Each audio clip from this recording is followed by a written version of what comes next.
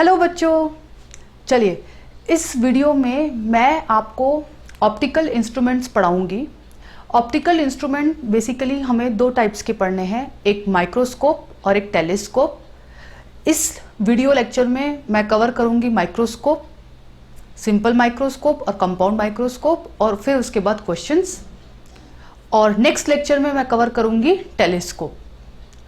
ये जो टॉपिक है ऑप्टिकल इंस्ट्रूमेंट, ये जेईई मेंस और नीट दोनों के लिए ही बहुत इंपॉर्टेंट टॉपिक है। तो चलिए शुरू करते हैं ऑप्टिकल इंस्ट्रूमेंट्स। ऑप्टिकल इंस्ट्रूमेंट को समझने से पहले हमें ये जरूरी है जानना कि ऑप्टिकल इंस्ट्रूमेंट की ज़रूरत क्यों पड़ी, और वो ज़रूरत को समझने के लिए सबसे पहले आपको सीखना पड़ेगा विजुअल एंगल। विजुअल एंगल, ठीक है। ये क्या है विजुअल एंगल? तो इसको एक एग्जांपल से समझते हैं। कोई एरोप्लेन जब एयरपोर्ट पे खड़ा होता है तो उसका साइज हमें काफ़ी बड़ा लगता है, और हम जानते भी हैं कि उस एरोप्लेन में 100 से 200 पैसेंजर आ जाते हैं। बट वही एरोप्लेन जब आसमान में उड़ता है तो उसका साइज हमें बहुत छोटा नज़र आता है। तो ऐसा क्या हुआ कि जब वो एयरपोर्ट पे था तब हमें बहुत बड़ा नज़र आ रहा था, और जब आसमान में उड़ा तब वो बहुत छोटा नज़र आ रहा है, जबकि साइज तो वही है, एरोप्लेन तो वही है। तो जो हमारी आंखें हैं वो किसी ऑब्जेक्ट का साइज जो परसीव करती है, मतलब उस आंखों को जो ऑब्जेक्ट का साइज लगता है वो उस ऑब्जेक्ट के एक्चुअल साइज पे डिपेंड नहीं करता, सिर्फ वो उस ऑब्जेक्ट की दूरी पे भी डिपेंड करता है। यानी कि मैं अगर सिंपल शब्दों में बोलूं तो वो उस ऑब्जेक्ट के बनाए हुए एंगल पे डिपेंड करता है जो हमारी आंखों पे बनता है, और उसी एंगल को हम क्या नाम देते हैं? Visual angle. तो चलिए समझते हैं उसको मैथमेटिकली, कि मान लीजिए एक ऑब्जेक्ट है जिसका हाइट जो है या साइज जो है वो h है, और वो हमारी आंखों से, यहां पर मैं I मान लेती हूं, वो हमारी आंखों से d डिस्टेंस पे रखा हुआ है।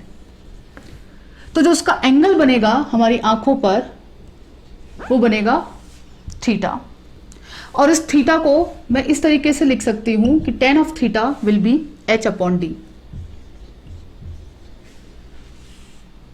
मतलब अगर h बहुत छोटा होगा तो भी ये एंगल बहुत छोटा बनेगा, या फिर d बहुत बड़ा हो जाए तब भी ये एंगल बहुत छोटा बनेगा।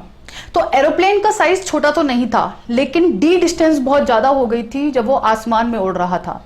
डी बहुत ज्यादा हो गया था, जिसकी वजह से थीटा जो है वो कम हो गया था और वो हमें छोटा दिखाई दे रहा था। जबकि वही एरोप्लेन जब एयरपोर्ट पे था तब उसका डी कम था, तो उसका एंगल जो था वो बड़ा बन रहा था और हमको उसका साइज बड़ा लग रहा था।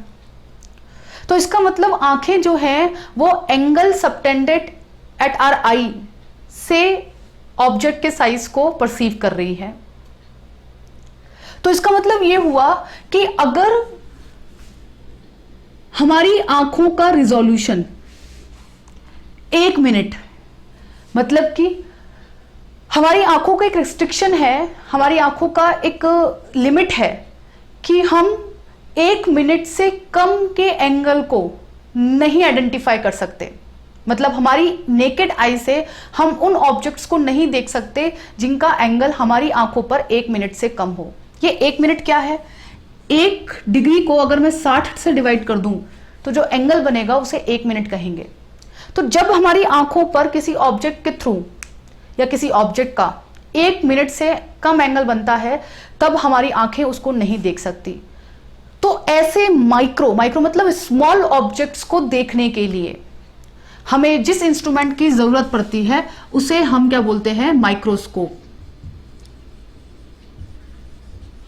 और ये एंगल छोटा कब बनेगा? ये एंगल छोटा जब बनेगा जब ये जो साइज ऑफ ऑब्जेक्ट है, ये h जो ऑब्जेक्ट का खुद का साइज है वो इतना छोटा हो कि ये एंगल को क्या कर दे रहा है? छोटा कर रहा है। तो उस केस में हमें माइक्रोस्कोप की जरूरत पड़ेगी। माइक्रो मतलब स्मॉल ऑब्जेक्ट्स को देखने के लिए, उनको स्टडी करने के लिए हमें जिस इंस्ट्रूमेंट की जरूरत पड़ेगी वो होगा माइक्रोस्कोप। अब माइक्रोस्कोप भी 2 प्रकार के होते हैं, एक सिंपल माइक्रोस्कोप और एक कंपाउंड माइक्रोस्कोप। कंपाउंड माइक्रोस्कोप तो वो हो गए जिसमें बहुत छोटे ऑब्जेक्ट्स जो हमें अपनी नेकेड आई से नहीं दिखते हैं उनको देखने के काम आते हैं। फॉर एग्जाम्पल, हम घरों में या हम अपने खाने में दही लेते हैं, कर्ड। उस कर्ड में लैक्टोबैसिलस नाम के कीड़े होते हैं, बैक्टीरिया होते हैं, जिनको हम नेकेड आई से नहीं देख सकते। लेकिन उसी कर्ड को अगर मैं माइक्रोस्कोप के नीचे रख दूं तो उसमें आपको लैक्टोबैसिलस बैक्टीरियाज विजिबल होंगे। तो ऐसी चीज़ों के लिए, या आपको प्लांट सेल्स पढ़नी है, एनिमल सेल्स को स्टडी करना है, बहुत ही माइक्रो ऑर्गेनिज्म लेवल पे आपको अगर स्टडी करनी है, तो आपको जिस इंस्ट्रूमेंट की ज़रूरत पड़ेगी वो कहलाएगा compound microscope. While simple microscope क्या है? सिंपल माइक्रोस्कोप जो है वो सिंपल आपका एक मैग्नीफाइंग ग्लास है जो बहुत छोटे ऑब्जेक्ट्स, जैसे कि न्यूज़पेपर में अगर आपको बहुत छोटे लेटर्स पढ़ने हो, उनको थोड़ा बड़ा करना हो कंफर्टेबल के लिए, तो आप सिंपल माइक्रोस्कोप का यूज कर सकते हैं। उसमें मैग्निफिकेशन तो कम होता है बट कंपाउंड माइक्रोस्कोप से कम होता है। उसमें मैग्निफिकेशन तो होता है बट कंपाउंड माइक्रोस्कोप से कम होता है। उतनी ज़्यादा जरूरत भी नहीं है आपको न्यूज़पेपर के लेटर्स को थोड़ा सा बड़ा ही करना है आपको, क्योंकि विजिबल तो वो थे। या आपका कोई जैसे आलपिन खो गई हो या नीडल खो गई हो, तो आप ऐसे मैग्नीफाइंग ग्लास से इधर उधर घुमा के उसको ढूंढ सकते हैं। तो ऐसे छोटे मोटे कामों के लिए आपका सिंपल माइक्रोस्कोप काम आ जाएगा, और जब आपको मैग्निफिकेशन बहुत ज़्यादा जरूरत पड़ेगी तब आपका काम आएगा कंपाउंड माइक्रोस्कोप। अब सिंपल माइक्रोस्कोप को समझने से पहले आपको 2-3 टर्म बहुत क्लियर होनी चाहिए। एक विजुअल एंगल, जिसको मैंने बताया कि विजुअल एंगल जो है ये एच और डी पे डिपेंड करेगा। जब एच बहुत छोटा होगा तब भी ये थीटा बहुत छोटा होगा, और जब ये डी बहुत बड़ा होगा तब भी ये थीटा बहुत छोटा बनेगा। फॉर एग्जाम्पल, सन, मून, उनका खुद का साइज तो बहुत बड़ा है, लेकिन फिर उनकी अर्थ से दूरी भी बहुत ज्यादा है, डी डिस्टेंस बहुत बड़ा है, जिसकी वजह से जो एंगल बनता है वो छोटा बनता है। मतलब कि जितना साइज उनका है एक्चुअल में वो उतना नजर नहीं आता, हमें छोटे छोटे नजर आते हैं। तो उसका कारण क्या है? Due to greater value of D, जिसकी वजह से थीटा छोटा बनता है और हमें छोटे नजर आते हैं वो लोग। तो उनको डिटेल में स्टडी करने के लिए जहां डी बड़ा होता है वहां हम यूज करते हैं इंस्ट्रूमेंट टेलीस्कोप। टेली मतलब दूर के ऑब्जेक्ट्स को देखने के लिए। तो टेलीस्कोप को कवर करेंगे हम लोग नेक्स्ट लेक्चर में, बट इस लेक्चर में हम कवर करेंगे माइक्रोस्कोप, जहां एच की वैल्यू बहुत स्मॉल होगी, जिसकी वजह से थीटा जो है वो बहुत छोटा बनेगा। अब विजुअल एंगल समझने के बाद हमारा एक और टर्म आता है near point of eye. Near point of eye, near point of eye को डिनोट करते हैं डी से, जिसकी वैल्यू होती है 25 सेंटीमीटर। ये नियर पॉइंट क्या है? ठीक है, अगर आपको किसी ऑब्जेक्ट को देखना है तो दूर रखोगे तो एंगल छोटा बनेगा, और जैसे जैसे आप पास लेके आओगे आपको मैथमेटिकली दिख रहा है कि ये डी डिस्टेंस कम होगा और ये थीटा बढ़ता जाएगा। तो हम ठीक है पास ले आते हैं और वो हमें बड़ा नजर आने लगेगा, मैग्निफिकेशन बढ़ जाएगा। बट उस पास लाने की भी एक लिमिट है, इस डी की वैल्यू की भी एक लिमिट है। आप उसको अपनी आंखों से 25 सेंटीमीटर दूरी से कम पे नहीं ला सकते। अगर आप कम पे लाएंगे तो आपकी आंखें जो हैं वो बहुत ज्यादा स्ट्रेन्ड हो जाएंगी। कहने का मतलब ये है कि आप पास लाएंगे तो आप उसको या तो क्लियरली नहीं देख पाएंगे, या आपको स्ट्रेन फील होगा तो आप उसको बहुत देर तक नहीं देख पाएंगे। तो हमारी आंखों के लिए जो सेफेस्ट डिस्टेंस मानी गई है, जहां पर हम किसी ऑब्जेक्ट को पढ़ सकते हैं, देख सकते हैं घंटों तक, वो सेफेस्ट डिस्टेंस मानी गई है 25 सेंटीमीटर। उससे आप दूर कितना भी रखें लेकिन उससे कम पे ना लाएं। तो इसका मतलब ये हो गया कि अगर हम मैग्निफिकेशन बढ़ाना चाह रहे हैं तो मैग्निफिकेशन हम काफी कुछ हद तक तो बढ़ा सकते हैं उस ऑब्जेक्ट को पास लाके, बट उसकी एक लिमिट है कि आप डी डिस्टेंस से, मान लीजिए ये डिस्टेंस डी आ जाए, यहां पर मैंने ऑब्जेक्ट रख दिया, ये वाला सेम ऑब्जेक्ट है ना, सेम ऑब्जेक्ट। तो आप इसको कैपिटल डी पे ले आए और फिर ये जो एंगल बना रहा है, ये जो एंगल है, ये कोई भी ऑब्जेक्ट हमारी आई पे बना सकता है, और इस एंगल को हम मैक्सिमम एंगल बोलेंगे। Maximum angle that can be subtended bye an object at are आई। मतलब हम नेकेड आई से इससे बड़ा एंगल नहीं बना सकते, लेकिन अगर ये एंगल भी छोटा है तो फिर हमें इंस्ट्रूमेंट्स की जरूरत पड़ेगी। तो सबसे पहले हम पढ़ेंगे सिंपल माइक्रोस्कोप। अब उस माइक्रोस्कोप का काम क्या है? उस माइक्रोस्कोप का काम यह है कि वो कैसे तैसे इस एंगल को बड़ा करते, और अगर मान लीजिए उसने इस एंगल को दुगना कर दिया, तिगुना कर दिया, तो हम ऐसा बोल देंगे कि उसका जो मैग्निफिकेशन है वो 3 टाइम्स हो गया। अगर ये एंगल 4 गुना हो जाए है तो हम बोल देंगे कि मैग्निफिकेशन 4 गुना हो गया। तो इसका मतलब हमने जो माइक्रोस्कोप है उनके मैग्नीफाइंग पावर को कैसे डिफाइन किया, उनके मैग्नीफाइंग पावर को कैसे डिफाइन किया? मैग्नीफाइंग पावर या मैग्निफिकेशन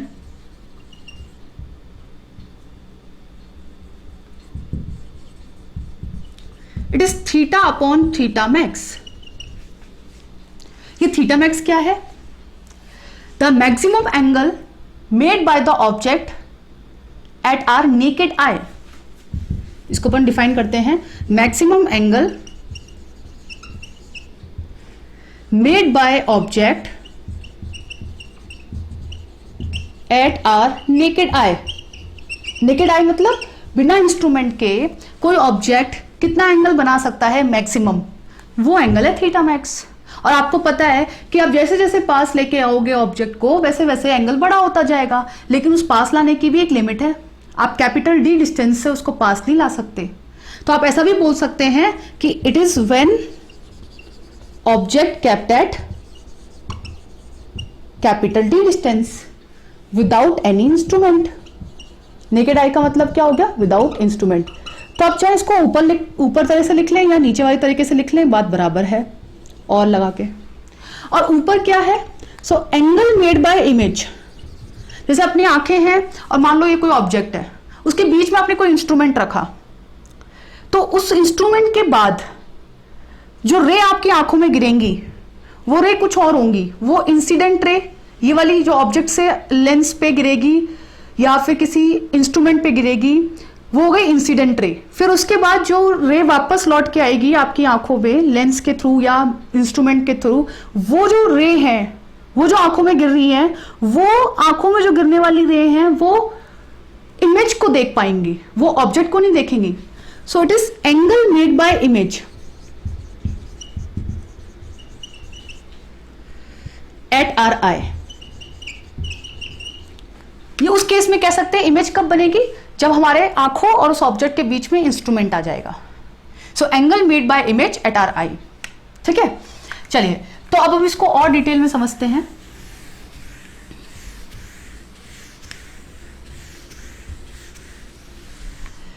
चलिए तो अब बढ़ते हैं सिंपल माइक्रोस्कोप।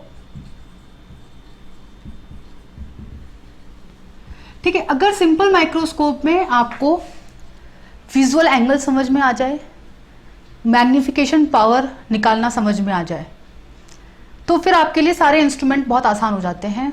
और सारे इंस्ट्रूमेंट में अगर आपको सिंपल माइक्रोस्कोप भी समझ में आ जाए तो सब कुछ आसान है। समझते हैं सिंपल माइक्रोस्कोप को। सिंपल माइक्रोस्कोप बेसिकली, इसका दूसरा नाम मैग्नीफाइंग ग्लास भी है, जो बेसिकली एक कॉन्वेक्स लेंस ही है जिसे हम कन्वर्जिंग लेंस भी बोलते हैं। ठीक है, अब कन्वर्जिंग लेंस की एक स्पेशल प्रॉपर्टी होती है कि जब कोई ऑब्जेक्ट उसके पोल और फोकस के बीच में होता है, पोल और फोकस के बीच में होता है, तो हमने पढ़ा था लेंस में कि ये उसकी इमेज को वर्चुअल, इरेक्ट और मैग्नीफाइड बनाता है। समझते हैं, मान लीजिए कि ये एक रे है, वो इसके ऑप्टिकल सेंटर से पास हो रही है अनडेविएटेड, और दूसरी रे जो है वो पैरेलल टू प्रिंसिपल एक्सिस, और उसको हम फोकस से पास करा देंगे। तो मैं क्या कर रही हूँ, मैं कुछ पहले इमेज बना देती हूँ, थोड़ा सा डायग्राम साफ सुथरा बन जाएगा उससे। ठीक है, ये तो हो गई आपका, और फिर ये कुछ इस तरीके से।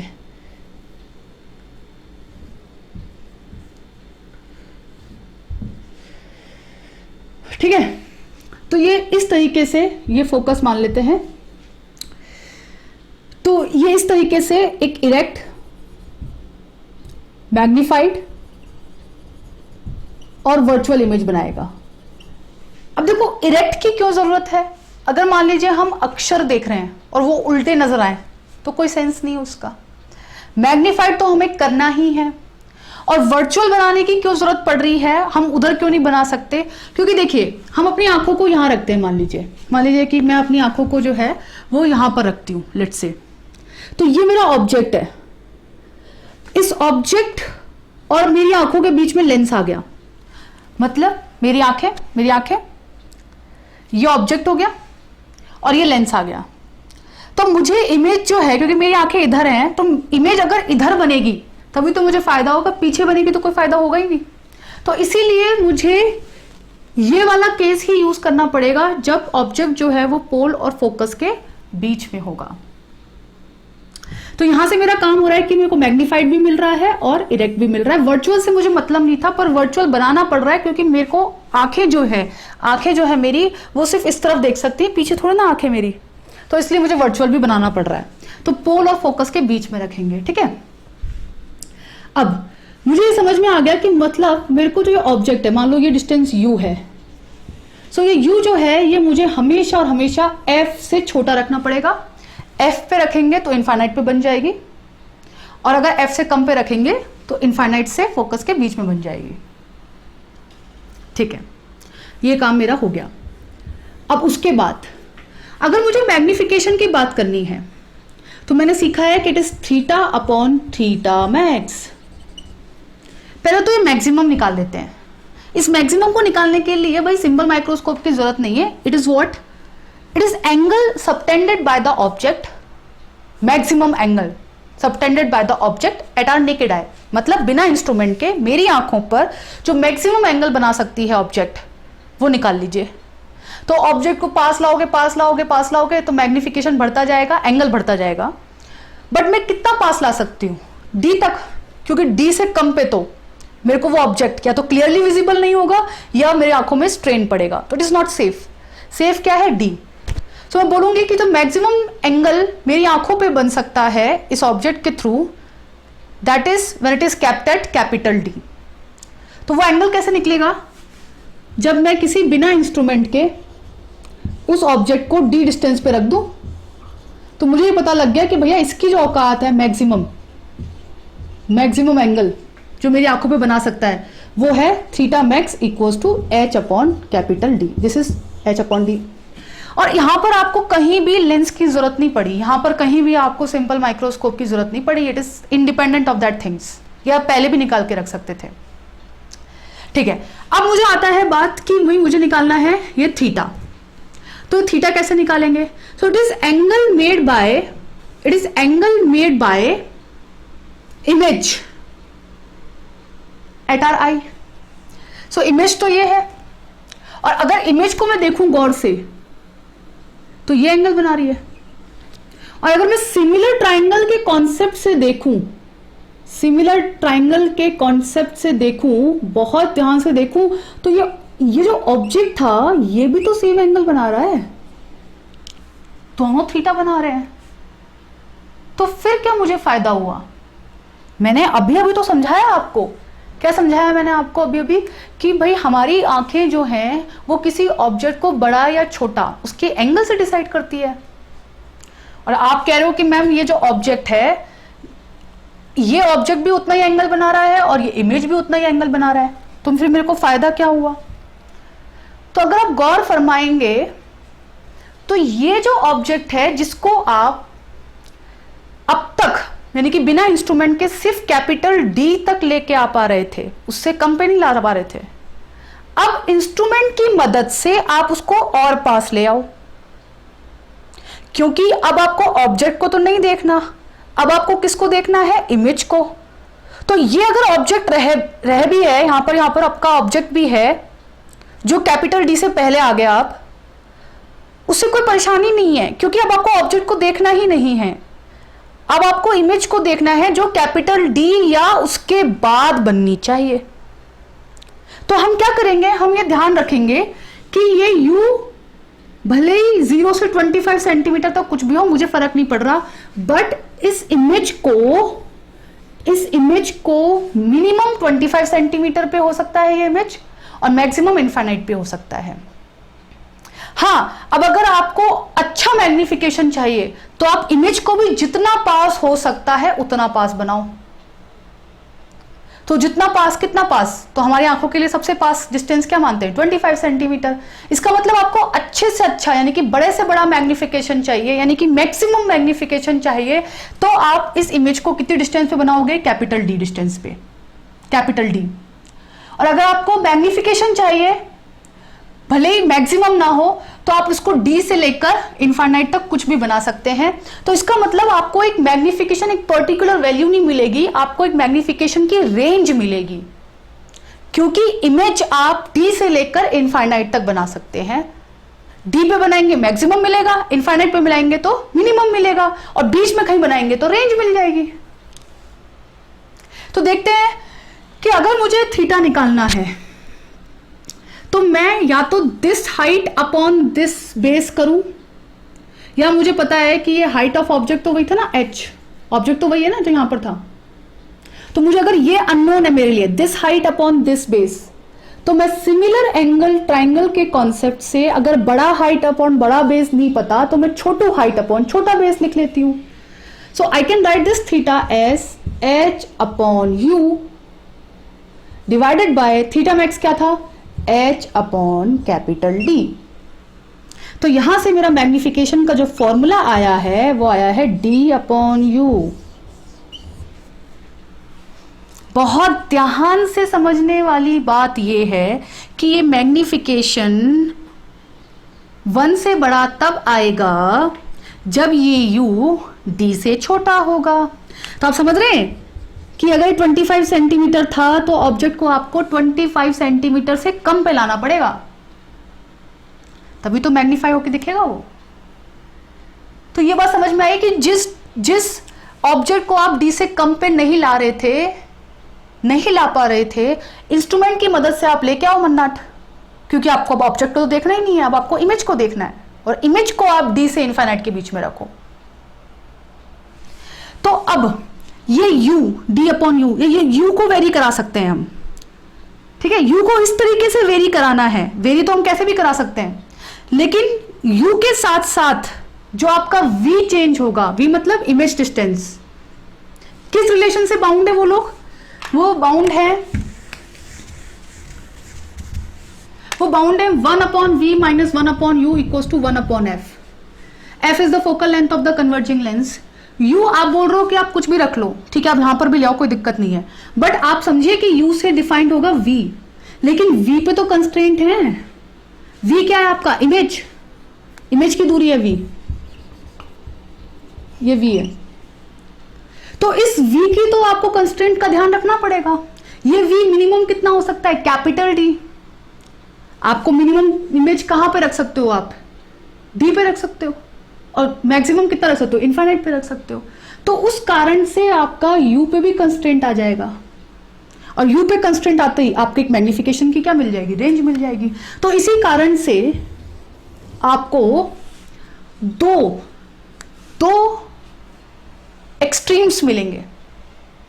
कैसे एक्सट्रीम मिलेंगे, कि जब आपका ऑब्जेक्ट यानी कि image, when image is eight infinite, उस केस में हम कहते हैं कि it is called normal adjustment. Normal adjustment इसलिए देते हैं कि अगर आपका इमेज दूर होता है तो मैग्निफिकेशन तो भले ही कम हो जाता है, लेकिन आपकी आंखें उस कारण से या उसमें रिलैक्स्ड रहती हैं। रिलैक्स्ड मतलब हमारी आंखों के जो लेंस हैं वो स्ट्रेन्ड नहीं होते, रिलैक्स्ड रहते हैं। तो नॉर्मल एडजस्टमेंट मतलब इसको हम दूसरा नाम दे सकते हैं, रिलैक्स्ड आई। जब आप इमेज को इन्फिनिटी में बनाएंगे, आपको पता है कि ये इमेज इन्फिनिटी पे कब बनती है, जब आप इस u को, यानी कि ये u क्या ले लोगे आप, फोकल लेंथ, मतलब इस ऑब्जेक्ट को आप क्या लिख लो, फोकस पे रख दो, तो ये इमेज कहां बन जाएगी, इनफाइनाइट पे बन जाएगी। आपको पता है ना कि जब आप एक लेंस के ऑब्जेक्ट को फोकल लेंथ पे रख देंगे तो इसकी जो इमेज बनती है वो इनफाइनाइट पे बनेगी।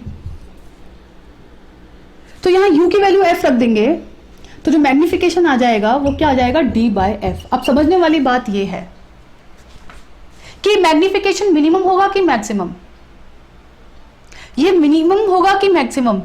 तो आपको समझ में आना चाहिए कि इमेज तो दूर थी, दूर के केस में तो मैग्निफिकेशन कम मिलेगा ना, और मैक्सिमम पॉसिबल दूर इनफाइनाइट थी। तो इसका मतलब दूर तो मैक्सिमम थी और आपने मैक्सिमम दूरी पर रखा तो मिनिमम मैग्निफिकेशन मिला, मिनिमम मैग्निफिकेशन।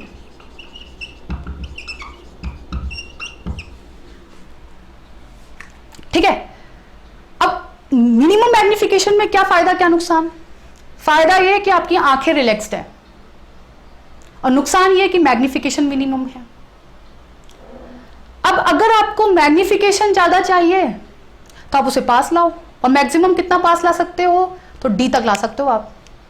तो इसका मतलब इसका दूसरा जो केस बनेगा, मैं उस d/u को यहां लिख देती हूं क्योंकि जो रिजल्ट है यहां पर, तो दूसरा केस बनेगा when image is at capital D। उस केस में आपकी आंखें स्ट्रेन रहेंगी, कहते ना कुछ खोने के लिए कुछ पाना पड़ता है। तो यहां आंखें स्ट्रेन्ड है लेकिन मैग्निफिकेशन अच्छा मिल रहा है, मैक्सिमम मिल रहा है। वहां आंखें रिलैक्स हैं तो मैग्निफिकेशन कम मिल रहा है। तो यहां पर आंखें आपकी स्ट्रेन्ड रहेगी, यहां पर आपकी आंखें स्ट्रेन्ड रहेगी, लेकिन आपको यहां पर क्या मिलेगा, मैक्सिमम मैग्निफिकेशन, मैक्सिमम मैग्निफिकेशन। ठीक है। अब मुझे समझ में आ गया कि v की वैल्यू जब d के बराबर होगी तो मैं इक्वेशन लगा लेती हूं 1/v minus 1/u equals to 1/f।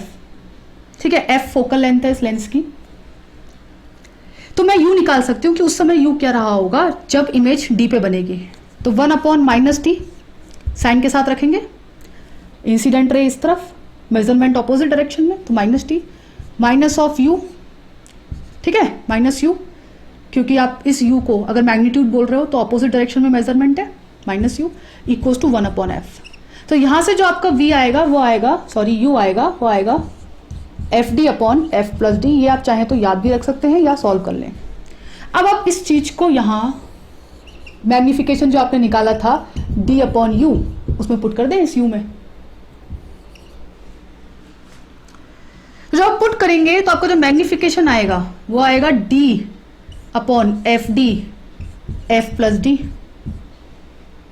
ठीक है, यहां से आप dd उड़ा दें तो ये आ गया 1+d/f। अब आप खुद सोचो कि d/f बड़ा है कि 1+d/f बड़ा है। ऑब्वियसली 1+d/f बड़ा है। तो आपको ये तो रटने की जरूरत नहीं है कि मैक्सिमम है तो 1+d/f, मिनिमम है तो d/f। आप d/f याद रखें और 1+d/f याद रखें तो आपको अपने आप मैक्सिमम और मिनिमम पता लग जाएगा। एक बेसिक सी बात ये याद रखें कि भैया अगर मैक्सिमम मैग्निफिकेशन चाहिए तो आपको उस ऑब्जेक्ट से या उस इमेज से बड़ा एंगल चाहिए। बड़े से बड़ा एंगल तब बनेगा जब वो डी पे बनेगा, मतलब आप उस इमेज को डी पे बनाओ। और अगर मिनिमम मैग्निफिकेशन पॉसिबल चाहिए तो आप उसको इनफाइनाइट पे ले जाओ। इनफाइनाइट में मैग्निफिकेशन कम हो जाता है बट हमारी आंखें रिलैक्स रहती हैं। कैपिटल डी पर मैक्सिमम मैग्निफिकेशन मिल जाता है पर हमारी आंखों को स्ट्रेन रहता है। तो हम क्या करते हैं, हम उनके बीच की कोई ऐसी डिस्टेंस देख लेते हैं जहां हमारी आंखों को स्ट्रेन भी ना हो और हमें मैग्निफिकेशन भी ठीक ठाक मिल जाए।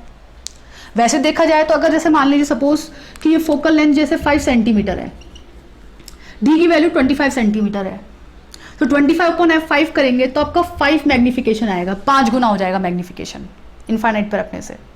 और यहां पर अगर मैं बात करूं कि वही डी की value 25 centimetre, focal length 5 centimetre, तो 5 + 1 6, मतलब आपको अगर मैं रेंज बोलूं मैग्निफिकेशन की तो d/f से 1+d/f, 5 गुने से 6 गुना। तो आप चाहे तो 5 गुने मैग्निफिकेशन से भी काम चला सकते हैं, आंखों को रिलैक्स रख लो। 6 गुना मैग्निफिकेशन चाहिए तो आंखों को थोड़ा स्ट्रेन दे दो, और आपको आंखों को ज्यादा स्ट्रेन नहीं देना, ज्यादा दूर भी नहीं चाहिए तो बीच में कहीं ले लो 5.5 मैग्निफिकेशन के साथ, आंखें भी थोड़ा रिलैक्स रहेंगी, थोड़ा स्ट्रेन रहेंगी। तो इस तरीके से हम उसको आगे पीछे करके हमारी आंखों के अनुसार हम उसको एडजस्ट कर सकते हैं। तो ये हुआ हमारा सिंपल माइक्रोस्कोप। एक बार हम इसकी समरी देख लेते हैं। जो हमें फैक्टर्स याद रखने हैं वो देखते हैं। फैक्टर्स याद रखने हैं, वो ये याद रखना है कि simple microscope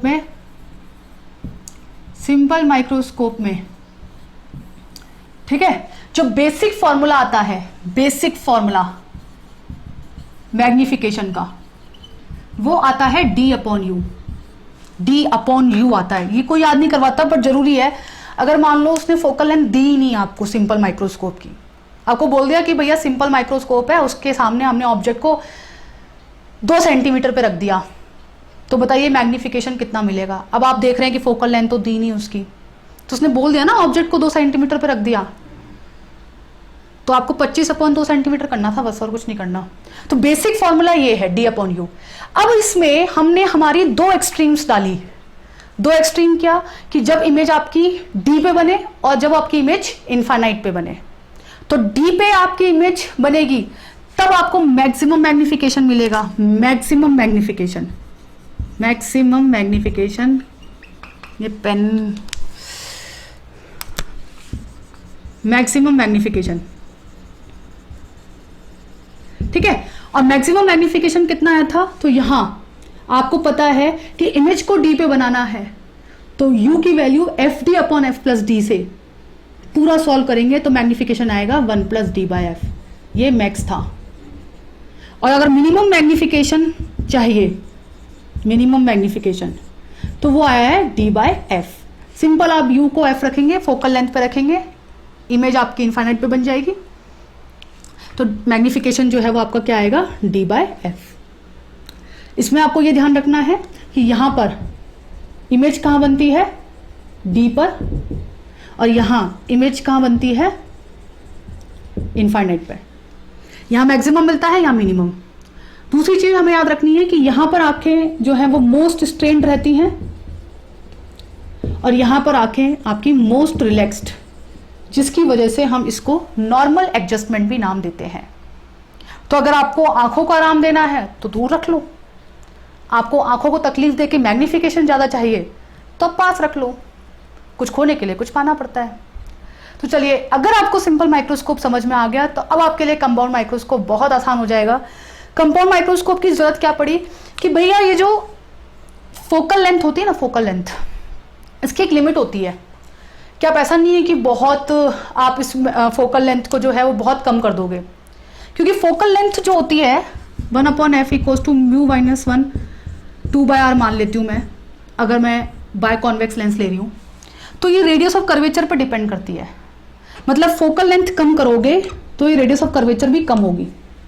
but practically radius of curvature को कम करना इतना आसान नहीं होता कि आप कितना भी कम कर लो, एक लिमिट आ जाती है उन कांच के शीशों पे।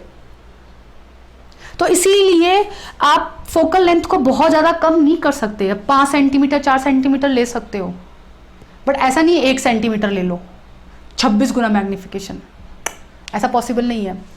तो इसीलिए हमको अगर और मैग्निफिकेशन की जरूरत पड़ रही है, जैसे मान लीजिए आपका 5 गुना मैग्निफिकेशन से भी काम नहीं चल रहा, 6 गुना मैग्निफिकेशन से भी काम नहीं चल रहा, आपको 100 गुना मैग्निफिकेशन चाहिए, तब आपको एक और इंस्ट्रूमेंट की जरूरत पड़ेगी and that is called compound microscope.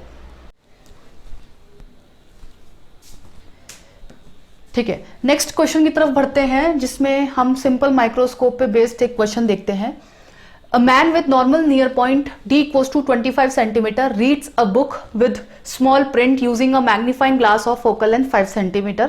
मतलब magnifying glass मतलब simple microscope, और उसका focal length आपको दिया है 5 centimeter। What is the closest and farthest distance he can read the book when viewing through the magnifying glass? ठीक है, and what is the maximum and minimum magnification power possible. तो ये second line तो जानी पहचानी सी है। Magnification power के आपने 2 फॉर्मूले पढ़े हैं, एक तो पढ़ा है आपने D/F और दूसरा पढ़ा है आपने 1 प्लस D/F। ठीक है, यहां पर D की वैल्यू आप 25 सेंटीमीटर भरेंगे और फोकल लेंथ की वैल्यू भरेंगे 5 सेंटीमीटर, तो आपका मैग्निफिकेशन कितना मिल जाएगा 5। ठीक है, और ये जो मैग्निफिकेशन है ये मिनिमम है, क्योंकि आप फॉर्मूले से ही देख सकते हैं कि यहां D/F में हम 1 प्लस कर रहे हैं तो ऑफकोर्स ये क्वांटिटी जो है ये इससे बड़ी है, तो हम इसको तो मैग्निफिकेशन बोल देंगे मैक्सिमम, और इसको बोलेंगे मिनिमम मैग्निफिकेशन। अब ये d बाई एफ की वैल्यू 5 निकल के आई है, तो यहां से 1 + 5 करेंगे तो हमारा मैक्सिमम मैग्निफिकेशन कितना मिलेगा हमें 6 टाइम्स। मतलब आपको कम से कम 5 गुना मैग्निफिकेशन मिलेगा और ज्यादा से ज्यादा 6 गुना मैग्निफिकेशन मिल सकता है। ठीक है, तो ये मिनिमम और मैक्सिमम मैग्निफिकेशन पावर निकल गई। अब आपको बात करनी है कि जब मैं उसको मैग्नीफाइंग ग्लास के थ्रू अगर मैं बुक को देख रही हूं, मान लो ये मेरी आंखें हैं, ये मेरा मैग्नीफाइंग ग्लास है और ये बुक है, तो मैं बुक को कितना पास, मतलब कितना क्लोजेस्ट रख सकती हूं और कितना दूर रख सकती हूं। तो देखिए बुक का जो पोजीशन होगा या बुक की जो डिस्टेंस होगी, मुझे उस बात से तो फर्क नहीं पड़ रहा कि बुक कितनी दूरी पर रखी हुई है, क्योंकि मुझे अल्टीमेटली बुक नहीं देखनी है, मुझे उस बुक की इमेज देखनी है। जब मैं मैग्नीफाइंग ग्लास लगा दूंगी तो मुझे बुक नहीं दिखेगी, मुझे बुक की इमेज दिखेगी। तो इमेज मुझे पता है कि इमेज सबसे पास मैं रख सकती हूँ 25 सेंटीमीटर, जो आंखों का नियर पॉइंट होता है। हमारे लिए सेफेस्ट क्या है कि जो इमेज बने वो मिनिमम दूरी 25 सेंटीमीटर पे बन सकती है और मैक्सिमम इन्फिनिटी पे बन सकती है। मतलब मेरे पास दो केसेस हैं, दो केसेस क्या क्या हैं देखते हैं। कि मैं V की बात करूंगी, मतलब मैं इमेज की बात करूंगी। इमेज मिनिमम हम रख सकते हैं 25 सेंटीमीटर, ठीक है ना, और इमेज मैक्सिमम हम रख सकते हैं इनफाइनाइट। अब जो इमेज डिस्टेंस अगर हमने कंस्ट्रेंट लगा दिया इमेज डिस्टेंस पर, तो हमारा ऑब्जेक्ट डिस्टेंस पे कंस्ट्रेंट आ गया। अब हम बुक को ऐसे नहीं अनाप शनाप रख देंगे, अब हमें बुक की डिस्टेंस को निकालना पड़ेगा with the help of formula 1/v + 1/u = 1/f। क्योंकि ये आपकी आंखें हैं, ये आपका मैग्नीफाइंग ग्लास हुआ और ये मान लीजिए आपका ऑब्जेक्ट हुआ बुक। तो जब बुक की जो रेज हैं वो जब इस ग्लास पे पड़ेंगी और फिर इस ग्लास से जो रेज निकलेंगी वो हमारी आंखों में गिरेंगी, तो आपको जो फॉर्मूला लगाना पड़ेगा वो लेंस फॉर्मूला लगाना पड़ेगा। और लेंस फॉर्मूला होता है 1/v - 1/u = 1/f। तो आप जानते हैं कि यहां पर जो मान लीजिए सपोज कीजिए कि ये लेंस है, तो हम कौन सा केस यूज करते हैं, हम जहां पर ऑब्जेक्ट को पोल और फोकस के बीच में रखते हैं। तो यहां पर मान लीजिए आपका ऑब्जेक्ट है और आपको पता है कि यहां पर आपकी आंखें होती हैं, तो एक रे तो आप ऐसे निकाल देंगे कुछ इस तरीके से, और एक रे आप ऑप्टिकल सेंटर से निकालेंगे और फिर आप उनको कहीं पीछे मिला देते हैं। ठीक है, अब आप देखिए कि ये जो V है ये पॉजिटिव रखा जाएगा कि नेगेटिव, इसलिए बताया है डायग्राम। तो आप देख सकते हैं कि आपकी इंसिडेंट रे इस डायरेक्शन में है और आपको जो मेजरमेंट लेना है V का वो अपोजिट डायरेक्शन में लेना है। इसका मतलब जो V लिखा है आपने वो नेगेटिव लिखना चाहिए आपको फॉर्मूले में लिखते वक्त। तो 1/- 25 सेंटीमीटर आएगा, -1/। अब अगर आप यहां पर देख सकते हैं तो ऑब्जेक्ट के लिए भी जो U है वो आप पोल टू ऑब्जेक्ट पे जाएंगे तो आपको अपोजिट डायरेक्शन में चलना पड़ेगा, इसलिए आप -u पुट कर दीजिए। And equals to 1/, focal length है आपको 5 सेंटीमीटर, ये लेंस आपका कॉन्वेक्स लेंस होता है, तो इसीलिए यहां पर आप पॉजिटिव 5 सेंटीमीटर रखेंगे। जैसा कि इस क्वेश्चन से समझ में आता है कि सिर्फ फॉर्मूले से हमारा काम नहीं चल सकता, हमें इस बात का ज्ञान होना अत्यंत आवश्यक है कि एक तो जो लेंस यूज करते हैं हम वो कॉन्वेक्स लेंस यूज करते हैं, फिर हमने जो जिस जोन का यूज किया है, मतलब हमने जो इमेज बनाई है वो कौन से जोन में बनाई है कि पोल टू फोकस में जब हम ऑब्जेक्ट को रखेंगे तो उसका इमेज इरेक्ट होगा, मैग्निफाइड होगा और वर्चुअल होगा।